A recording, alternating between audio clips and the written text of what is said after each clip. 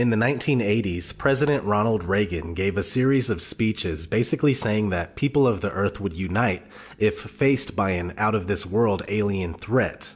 I couldn't help but say to him, just think how easy his task and mine might be in these meetings that we held if suddenly there was a threat to this world from some other species from another planet outside in the universe. We'd forget all the little local differences that we have between our countries, and we would find out once and for all that we really are all human beings here on this earth together. In our obsession with antagonisms of the moment, we often forget how much unites all the members of humanity. Perhaps we need some outside universal threat to make us recognize this common bound. I occasionally think how quickly our differences worldwide would vanish if we were facing an alien threat from outside this world. At the time, nobody knew exactly what he meant, but they thought that he meant well. It wasn't until the 1990s when George H.W. Bush started to push the New World Order to the public that people began to understand the unity that Ronald Reagan spoke about. Out of these troubled times, our fifth objective, a new world order, can emerge. We have before us the opportunity to forge for ourselves and for future generations a new world order. When we are successful, and we will be, we have a real chance at this new world order. It is a big idea, a new world order. Such is a world worthy of our children's future. A world in which there is the very real prospect of a new world order. And that's why I wanted to speak to you today about the new world taking shape around us, about the prospects for a new world order now within our reach. I'll be talking in some detail about the possibility of a new world order, the quest for the new world order. New world order. The new world order really is a tool for addressing a new world of possibilities. It wasn't exactly the kind of unity that would benefit the masses, but the elite, as they would have us united under the control of a one-world government, a one-world religion, a one-world everything. So we have a solid connection between the New World Order and an alien invasion, especially since George H.W. Bush was vice president to Reagan and his successor. It even goes in order: alien invasion, New World Order; alien invasion, New World Order. If suddenly there was a threat to this world from some other species from another planet outside in the universe, we have before us the opportunity to forge for ourselves and for future generations a new world order. Perhaps we need some outside universal threat. It is a big idea, a new world order. Let's fast forward to more recent events where we are seeing the alien agenda escalate more than ever. 2014, Bill Clinton talks about aliens on Jimmy Kimmel. Take a quick break. But when we come back, I hope you will indulge me in something, because I want to ask you about your access to the files on the UFOs. Okay? President Clinton is here with us. We'll be right back. President Bill Clinton is here with us. So if I was president, and I won't be, let's be honest, the first thing I would do after putting my hand on that Bible and taking that oath to serve the country is I wouldn't even probably finish the oath. I would run to the White House. I demand to see all the classified files on the UFOs. Because I want to know. I'd want to know what has been going on. Did you do that? Sort of. Sort of. Yeah, we had, I think it was at the beginning of my second term, we had the anniversary of Roswell. You waited that long? I did. Wow.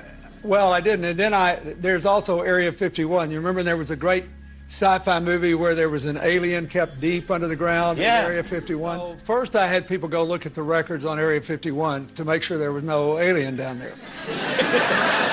And people thought that because everybody who works there has to stop about an hour away and put on special clothing and then drive in and out. And that's because a lot of our stealth technology is made there. We know that now, but there are no aliens there. So then when the Roswell thing came up, I knew we'd get, gazillions of letters.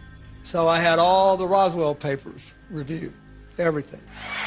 So I think, look, what do we know? We know now we live in an ever-expanding universe. We know that there are billions of stars and planets literally out there, and the universe is getting bigger.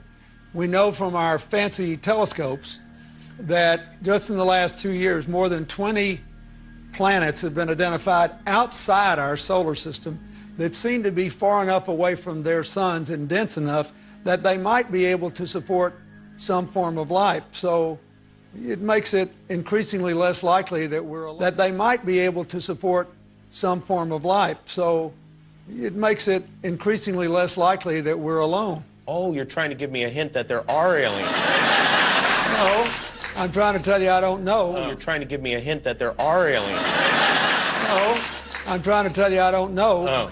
But if we were visited someday, I wouldn't be surprised. I just hope that it's not like Independence Day. Yeah, right. Movie, that it's a conflict. Well, now we have friendly Maybe the only way to unite this incredibly divided world of ours. They're out there. We better think of how all the differences among people on Earth would seem small if we felt threatened by a space invader. That's the whole theory of independence. You're right. Everybody gets together and makes nice and, Perhaps we need some outside universal threat. 2015, Barack Obama talks about aliens on Jimmy Kimmel. This is something I feel like, if I was the president, and it's unlikely that that is ever going to happen. You never know. If I was the president... It was unlikely that I was going to be president. The moment I was inaugurated, my hand would it'd still be hot from touching the Bible, and I would immediately race to wherever they have the files about Area 51 and the UFOs, and I go through everything to find out what happened. Right. Did you do that? That's why you will not be president. Because that's the first thing that you would do. The aliens won't let it happen. You reveal all their secrets. They exercise strict control over us. Now, there are a lot of people that are going to examine your facial expressions here, every twitch, everything, and say, and of course, so did you look? Did you see? Did you explore? I can't reveal anything. Oh, really? Because President Clinton said he did go right in, and he did check, and there was nothing. Well, that's what we're instructed to say. All right. 2016, Hillary Clinton talks about aliens on Jimmy Kimmel. When we had your husband, President Clinton, on this show, he said, I asked him about UFOs in Area 51, and if he looked in, because if I was president, that's the first thing I do. I go right into those files and see what was going on. Right. And he said that he did do that. Yes. And that he didn't find anything. Well, I'm gonna do it again. Yeah, why not? Right? And there's a new name. It's unexplained aerial phenomenon. Unexplained aerial phenomenon, really? Yep, UAP. That's the latest nomenclature. I like the old one. I like UFO. I don't know why. Well, I think we can use them interchangeably, but I would like us to go into those files and hopefully make as much of that public as possible. If there's nothing there, let's tell people there's nothing there. What if there is something there? Well, if there is something there, unless it's a threat to national security, I think we ought to share it with the public. Well, what if everybody's all hopped up on medical marijuana and everybody gets paranoid? I would love it. That's why I want more research. If you share it with me, I'll decide what is the best course of action. I really have my ear to the ground. Well, I'm more than happy to do that. In my line of work, you got to keep repeating things over and over and over again for the truth to sink in, to kind of catapult the propaganda.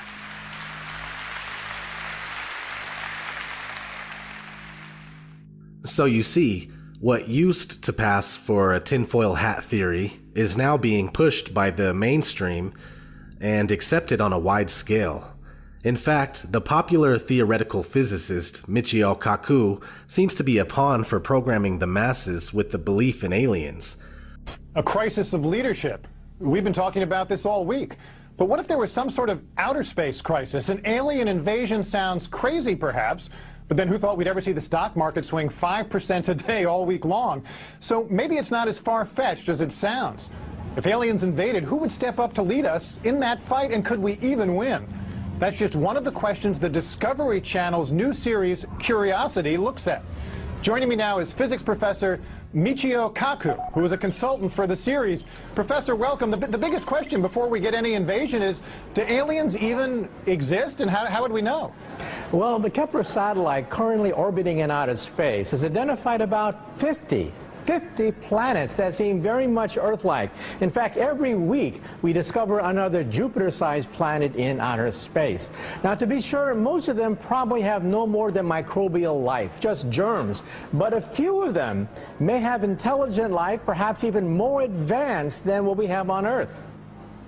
Now, so how does this actually work? When Discovery decided they were going to do a show on alien invasions, your phone rings because you're on the sort of speed dial for theoretical physicists who can help them do the war game for how this might play out? Well, believe it or not, we physicists have actually studied the question of what happens if we do encounter a hostile advanced civilization in space. Open your mind to the possibility that one day we will make contact with an intelligent civilization in outer space that could be thousands, millions of years ahead of us in technology. The Kepler satellite has identified 2,000 planets orbiting other star systems. So tonight, when you look at the night sky, realize that somebody could be looking back at you. Now, if there is a life form out there, they could be literally millions of years ahead of us. The universe is 13.7 billion years old, so 1 million years is nothing compared to the age of the universe. I mean, we have nothing to offer them. Are we going to get answers in our lifetime about this? Well, next we're going to focus our radio telescope to see whether we can eavesdrop on their I Love Lucy. Maybe they too have, Leave It to Beaver and TV shows like that. So we're going to focus our radio efforts now on this star to see whether there's any regular radio emissions from that planet. Oh, it's so exciting. Michio, thank you so much for joining us. Yeah, my pleasure. The big question of, do you think there's intelligent life elsewhere out there? Do you think there is? And if there is, do you think it's visited us before? Well, the big question is there intelligent life on the Earth? And I think not, by looking at the presidential debates. However, we have to look at the fact that just this week, NASA released the fact that 1,200 planets were discovered by the Kepler satellite just this past week. We always learned in school that there were 9 planets if you wanted to include Pluto. Yes, if you did or if you didn't want to. But with all the newfangled telescopes out there and in space, the discoveries seem to keep coming. So Linda Schmidt tells us about NASA's biggest haul yet. NASA's Kepler Space Telescope has made a groundbreaking discovery: 1,284 new planets. This NASA animation shows that it is the single largest collection of planets that have ever been found. I think it's really exciting to find that when you look up in the stars, at the stars at night, many of those stars have planets just like our solar system. And now we know that for sure.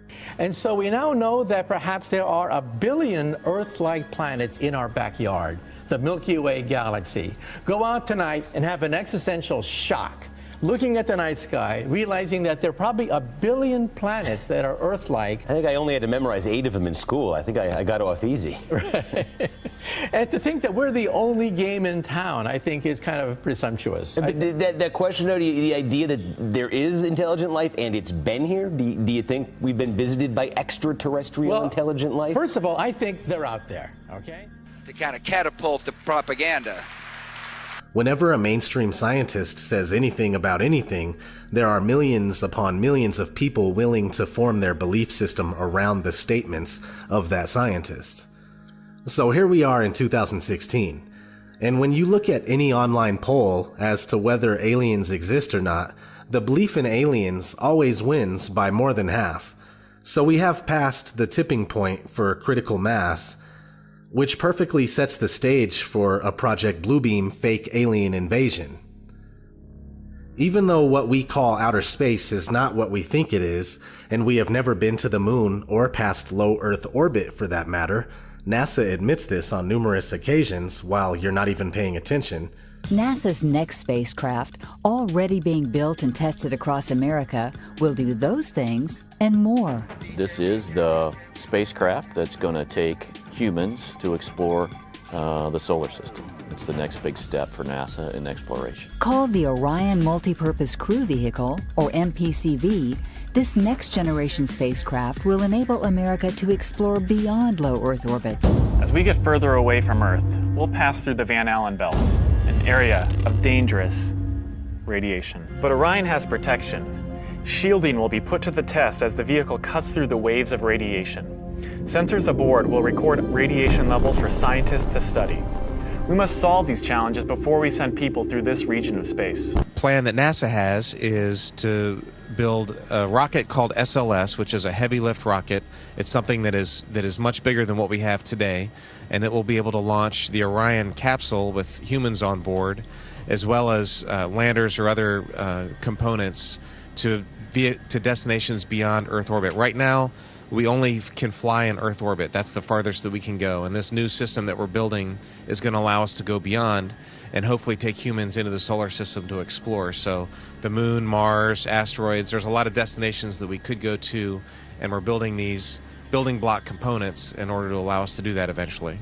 So this leads me to flat Earth, and why, if we knew the Earth is flat and enclosed by an impenetrable barrier, Project Bluebeam would not work. If we all understood the truth about where we live, most likely the belief in aliens would be very rare. But since they lie to us and would have us believe that there are billions of galaxies and billions of other planets, the belief in intelligent extraterrestrial life becomes the norm. Not only that though, outer space and alien programming have been underway for quite some time. From a trip to the moon in 1901 to 10 Cloverfield Lane in 2016. The Tavistock Institute and Hollywood have been hard at work trying to introduce the masses to new ideas and manufacture our opinions. They've done a great job. We went from knowing that aliens don't exist to believing in aliens 100% without a shred of evidence. UFOs, on the other hand, are very real, unidentified flying objects. But all it is suppressed top-secret government and military technology. They will utilize these top-secret crafts to trick us into believing in an alien threat. They will also use holographic projections and something like the silent subliminal presentation system that can beam voices into our heads, which has already been patented for years now. Look it up. While you're at it, look at hologram technology that's already been used to show Michael Jackson on stage and even Tupac performing as well. One last note, pay attention to the timing of alien programming. For instance, Hillary talking about aliens on talk shows and promising to disclose classified information about extraterrestrials when in office, and the release of Independence Day 2. The timing of these things says a lot in itself. This has been ODD TV. Thanks for watching.